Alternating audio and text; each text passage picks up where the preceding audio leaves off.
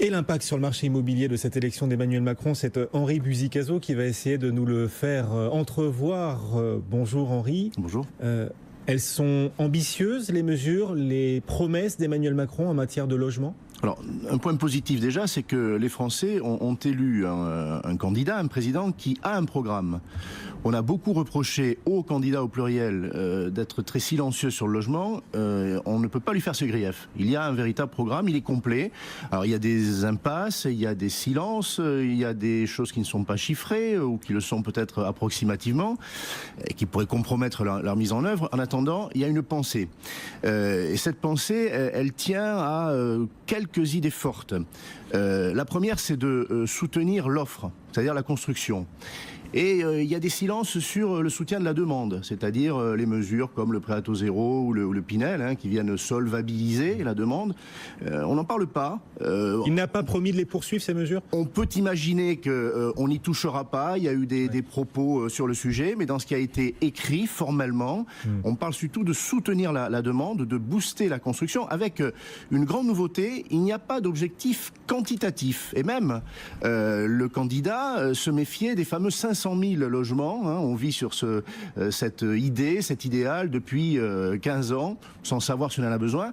Il ne dit pas ça, il dit on va avoir un regard territorial. Et là où on en a besoin, là où il y a des tensions, parce que les ménages ont besoin de se loger, les entreprises, le travail étant là, eh bien on va appliquer une politique beaucoup plus forte, jusqu'à parler d'opérations d'intérêt national qui seront décrétées sur certains marchés, les marchés tendus.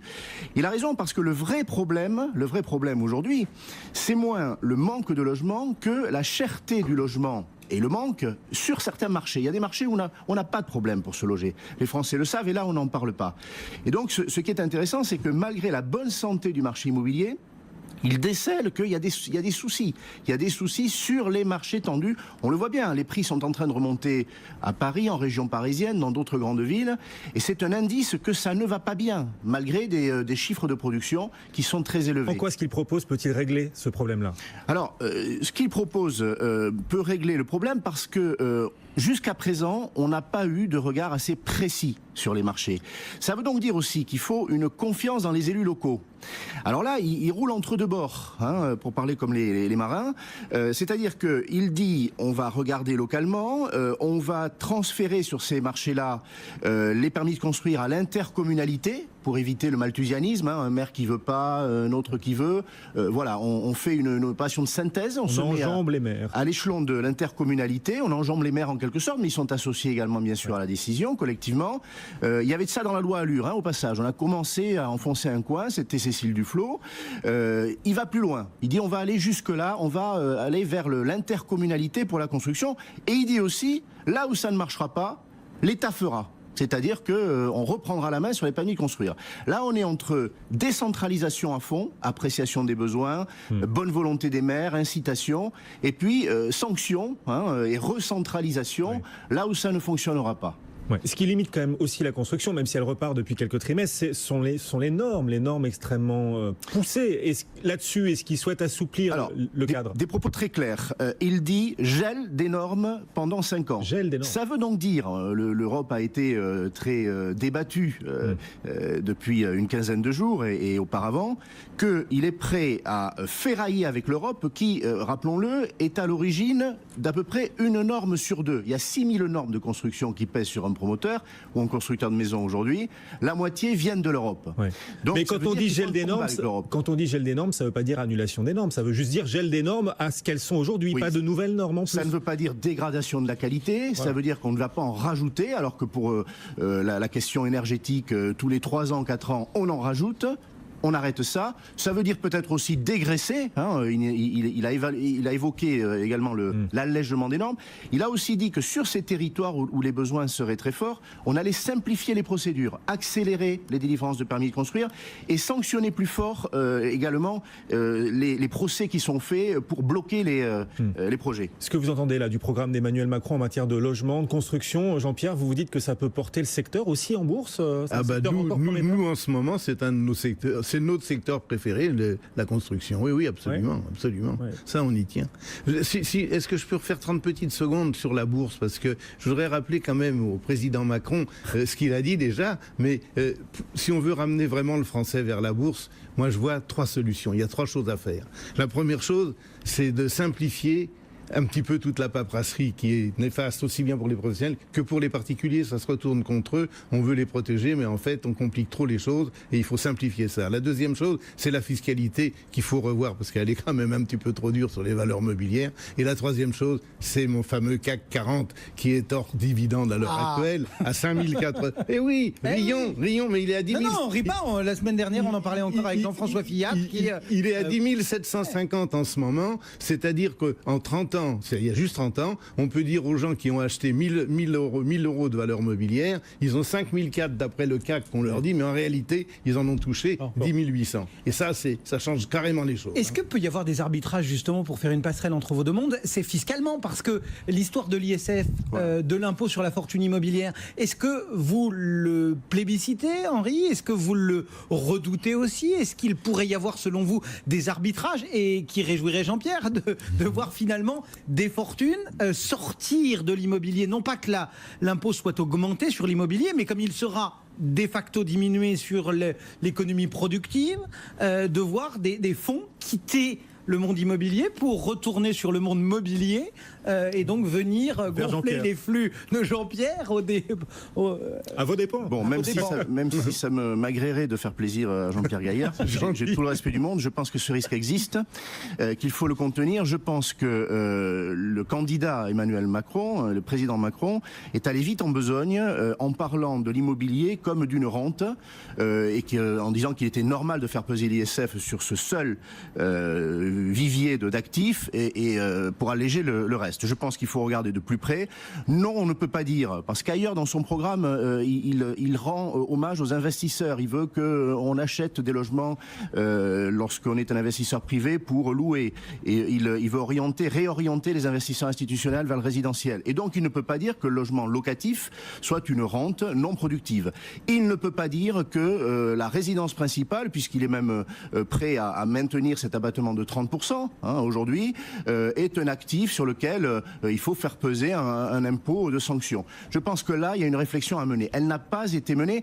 Alors, il en a fait un marqueur qui a été un peu un épouvantail. Peut-être ce marqueur lui a-t-il rapporté des voix, parce qu'on sait que les Français sont très attachés, étonnamment, à l'ISF. Et s'il avait dit on va le supprimer sur les 2 classes d'actifs, peut-être qu'il se serait mis en péril. Alors, il a pu vouloir garantir ainsi un potentiel de voix. Très bien. Les choses étant faites, il faut se poser. On ne peut pas assimiler l'immobilier à de la rente d'une manière rustique. On peut rappeler je pense que quand il parlait de rente, c'est étymologiquement parlant, vous avez raison, c'est pas une rente, mais il pensait que c'est quand même, ça vient, c'est dans l'entreprise, c'est en amenant l'argent dans l'entreprise qu'on permet d'investir, on permet de créer des emplois, et c'est là où il y a les vraies créations d'emplois. Sauf qu'on peut rappeler, Henri, quelques chiffres qui sont que tout l'argent qu'on met dans le secteur du bâtiment au sens le plus large rapporte in fine nettement, c'est un investissement fiscal intéressant pour l'État. 2 chiffres, le logement coûte en aides diverses un peu plus de 40 milliards d'euros et rapporte de l'ordre de 70 milliards d'euros. Donc le solde net, il est positif. Et la Fédération du bâtiment, le président Chanu a annoncé il y a quelques heures la création de l'ordre de 10 000 emplois parce que le secteur fonctionne bien. Alors veut-on ces 10 000 emplois ou veut-on qu'on en perde 10 000 ? Le sujet est là. Jean-Pierre, justement, de voir arriver peut-être quelques flux, ou en tout cas de se dire que si les projets sont respectés, cet investissement en bourse, etc., va être peut-être moins pénalisé. Vous le disiez dans vos 3 mesures. C'est un signal important pour le petit porteur, pour... Moi, je crois que oui. C'est dans la tête du nouveau président. C'est que la vraie lutte contre le chômage, c'est pas en créant des CICE, des choses comme ça. C'est réellement d'amener l'entreprise à investir, à se développer et du coup et donc, à ça veut dire qu'il faut, et c'est ça la vraie... Il faut augmenter augmenter l'effort pédagogique pour expliquer à nos petits camarades français comment marche la bourse, comment la finance des boîtes, je comment pense ça crée que oui, c'est de l'argent qu'on amène quand même directement dans l'économie. Et d'ailleurs, ça peut servir dans le secteur de la construction, du bâtiment aussi, cet argent qui vient dans la bourse. Oui. D'ailleurs, on a pas mal d'immobilier coté en bourse maintenant. Oui. Et on a vu des valeurs mobilières aujourd'hui même, d'ailleurs, commerciales notamment, repartir à la hausse. Unibail-Rodamco en tête du CAC 40 aujourd'hui. Justement, Henri, qui est un vrai spécialiste de ce marché immobilier que vous connaissez comme voilà, dans ses moindres recoins, Emmanuel Macron, sur l'encadrement des loyers, il reste relativement flou. Il dit qu'il veut l'évaluer, éventuellement le maintenir, mais pas l'étendre. Qu'est-ce qu'on peut penser de ça? Là encore, parce que ça, c'est un truc qui fait jaser dans le monde immobilier, l'encadrement. Ça fait jaser, mais là encore, il est cohérent. Il veut un regard territorial, local.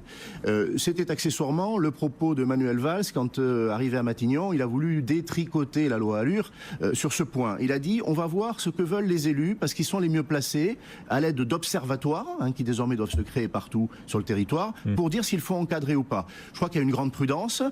Il veut évaluer, il faut rappeler qu'à Paris, c'est un dispositif provisoire, donc il va falloir regarder ce qu'il a fait sur le marché locatif parisien, Tramuros. On regardera ce qui se passe à Lille, puisqu'on l'a désormais à Lille. Et puis dans les autres villes, moi ce que j'entends des maires, c'est une très grande prudence. Ils veulent pas dissuader les investisseurs. Quand il n'y a pas de surchauffe, on n'en a pas besoin. C'est du pragmatisme. Je crois vraiment que là, il n'y a pas d'idéologie. Cette approche territoriale des choses. Territoriale et pragmatique, au sens où il ne se passe pas la même chose partout sur tous les territoires en France. Il propose même un risque taux d'intérêt, non, pour l'immobilier, non? Si les taux d'intérêt montent. Alors, ce risque-là, on sait aujourd'hui qu'il est faible. Dans l'hypothèse où l'autre scénario de la présidentielle se serait réalisé, c'eût été différent. Aujourd'hui, on voit qu'il va y avoir des évolutions digestes et ce qu'on attend au cours de l'année 2017 ou 2018 n'a aucune raison de désolvabiliser la demande. D'accord. Vous ne craignez pas un petit durcissement de la politique monétaire de la BCE maintenant que le risque français est passé? Non, elle ne va pas en profiter pour relever ses taux. Je ne le pense pas. D'accord. Vous êtes candidat au poste de ministre du Logement, Henri Bussi-Cazot, dans le gouvernement Macron? Je serais heureux d'être écouté, lu, entendu quand je dis des choses que je crois utiles. Voilà. Et pour le reste... je peux servir de mille manières ce pays et la politique du logement. Ancien président de l'AFNAIM, est reconnu dans l'ensemble de ce secteur, l'immobilier. Henri Bussi-Cazot, merci à tous les deux d'être venus nous voir. Jean-Pierre Gaillard, le président du conseil de surveillance d'Erasmus Gestion. Merci Jean-Pierre. Optimiste pour la suite, Jean-Pierre? Peut-être un petit souffle là, et puis après, pour la fin de l'année, oui. Et puis 2018 devrait être bon, mais il y a toujours cette macroéconomie internationale qui roule pour nous. Ouais. Et puis, Henri Bussi-Cazot avec nous également. Merci Henri, président de l'Institut du management des services immobiliers. Bon retour à tous les deux.